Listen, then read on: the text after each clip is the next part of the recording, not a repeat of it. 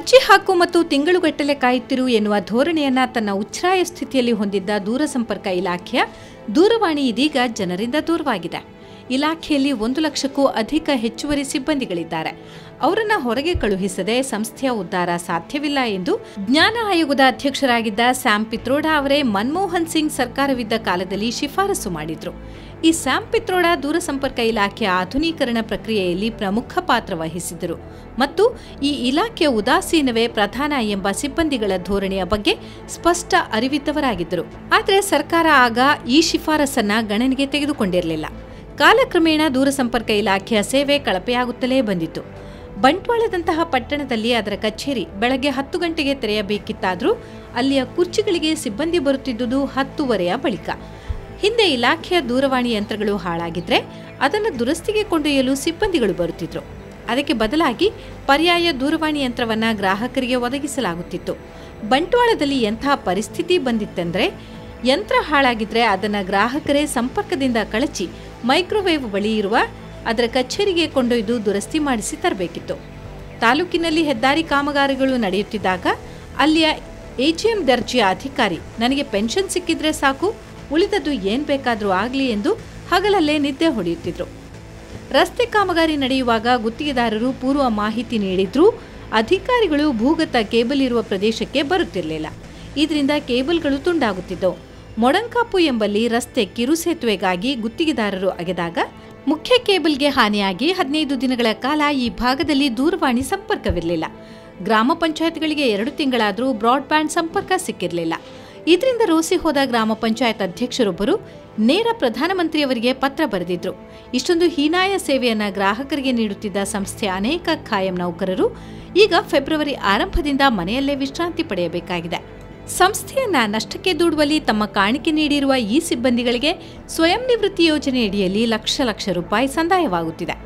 ಇದುವರೆಗೆ ಕಚೇರಿಗಳಲ್ಲಿ ಸರ್ಕಾರಿ ಖರ್ಚಿನಲ್ಲಿ ಫ್ಯಾನಿನಡಿಯಲ್ಲಿ ಹಗಲು ನಿದ್ದೆ ಹೊಡೆಯುತ್ತಿದ್ದವರು ಇನ್ನು ತಮ್ಮ ಮನೆಯಲ್ಲಿ ಸ್ವಂತ ಖರ್ಚಿನಲ್ಲಿ ವಿಶ್ರಾಂತಿ ಪಡೆಯುವಂತಾಗಿದೆ. BSNL ಒಂದು ಸರ್ಕಾರದ ಅಧೀನದಲ್ಲಿರುವ ಒಂದು ಸಂಸ್ಥೆ. ಆದರೆ ಇತ್ತೀಚಿನ ದಿನದಲ್ಲಿ BSNL ಒಂದು 3G ನೆಟ್ವರ್ಕ್ಗಿಂತ ಕಡೆಯಾಗಿ ಹೋಗಿದೆ. ಖಾಸಗಿಯಾಗಿ ಅನೇಕ ಸಂಸ್ಥೆಗಳು ಇದೆ, ಏರ್ಟೆಲ್ ಆ ಥರ ಇದ್ದರೂ ಕೂಡ ಅದಕ್ಕಿಂತ ತುಂಬ ಕೀಳುಮಟ್ಟದ ಒಂದು ಗುಣಮಟ್ಟದಲ್ಲಿ BSNL ನೆಟ್ವರ್ಕ್ ಅವರು ಪ್ರಯೋಜನ ಇಲ್ಲದ ರೀತಿಯಲ್ಲಿ ಕೆಲಸಗಳನ್ನು ಮಾಡ್ತಾಯಿದ್ದಾರೆ. ಮತ್ತು ಇನ್ನೊಂದು ಹೇಳಬೇಕಾದ್ರೆ ಡೌನ್ಲೋಡು ಆ ಥರದ್ದು ಏನಾದರೂ ಇದ್ದರೆ 3G ನೆಟ್ವರ್ಕಲ್ಲಿ ಯಾವುದು ಕೂಡ ವರ್ಕ್ ಮಾಡೋಕ್ಕಾಗಲ್ಲ. ಈ ಖಾಸಗಿ ಕಂಪನಿಗಳು ತುಂಬ ಪ್ರಾಬ್ಲಮ್ಗಳನ್ನು ಅನುಭವಿಸ್ತೇವೆ. ಹಳ್ಳಿ ಪ್ರದೇಶಗಳಲ್ಲಿ BSNL ನೆಟ್ವರ್ಕು ಇದಕ್ಕಿಂತ ಮುಂಚೆ ಮೊದಲು ಫೇಮಸ್ ಆಗಿತ್ತು. ಇತ್ತೀಚಿನ ದಿನಗಳಲ್ಲಿ ಖಾಸಗಿ ಕಂಪನಿಗಳು ಬಂದ ನಂತರ BSNL ಯಾವುದು ಕೂಡ ಪ್ರಯೋಜನ ಇಲ್ಲದ ರೀತಿಯಲ್ಲಿದೆ.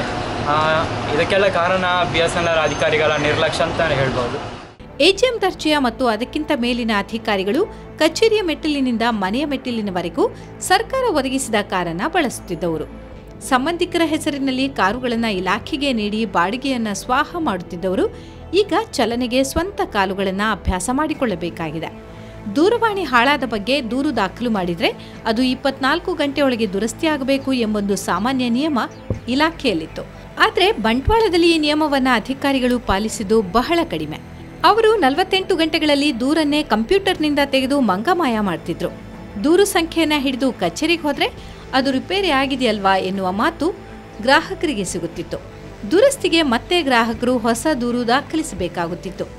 ಅಧಿಕಾರಿಗಳು ತಂತ್ರಜ್ಞಾನವನ್ನು ದುರುಪಯೋಗ ಮಾಡಿ ಗ್ರಾಹಕರಿಗೆ ಮೋಸ ಮಾಡ್ತಿದ್ರು.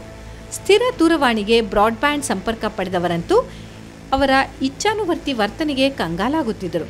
ಇಂತಹ ಪರಿಸ್ಥಿತಿಯಿಂದಾಗಿ ದರ ಹೆಚ್ಚಾದರೂ ಖಾಸಗಿ ದೂರವಾಣಿ ಕಂಪನಿಗಳತ್ತ ಗ್ರಾಹಕರು ವಾಲುವಂತಾಯಿತು. ಫೆಬ್ರವರಿ 1ರಿಂದ ಬಂಟ್ವಾಳದಲ್ಲಿ BC ರೋಡ್ ಹೊರತುಪಡಿಸಿದರೆ ಬೇರೆಲ್ಲೂ BSNL ನೆಟ್ವರ್ಕ್ ಸಿಗುತ್ತಿಲ್ಲ. ಅದು ಜನರಿಗೆ ದೂರವಾದ BSNL ಆಗಿದೆ. BSNL ಕಂಪನಿ ಇದೇ ಥರ ಮುಂದುವರಿದರೆ ಇನ್ನು ಬರೋ ದಿನಗಳಲ್ಲಿ ಮುಚ್ಚೋದ್ರಲ್ಲಿ ಏನೂ ಸಂಶಯ ಇಲ್ಲ. ಖಾಸಗಿ ಕಂಪನಿ ಬಂದ ನಂತರ BSNLನಲ್ಲಿರುವ ಲ್ಯಾಂಡ್ಲೈನ್ ಆಗಿರ್ಬೋದು, ಇಂಟರ್ನೆಟ್ ವ್ಯವಸ್ಥೆ ಎಲ್ಲವೂ ಕೂಡ ಇನ್ನು ವ್ಯತ್ಯಾಸ ಆಗೋದರಲ್ಲಿ ಯಾವುದೇ ಸಂಶಯ ಇಲ್ಲ. BSNL ಬಗ್ಗೆ ಅಧಿಕಾರಿಗಳು ಮುಂದಿನ ಕ್ರಮ ಕೈಗೊಳ್ಳದಿದ್ದರೆ ಇನ್ನು ಬರುವಂಥ ದಿನಗಳಲ್ಲಿ BSNL ಮುಚ್ಚುವುದರಲ್ಲಿ ಯಾವುದೇ ಸಂಶಯ ಇಲ್ಲ.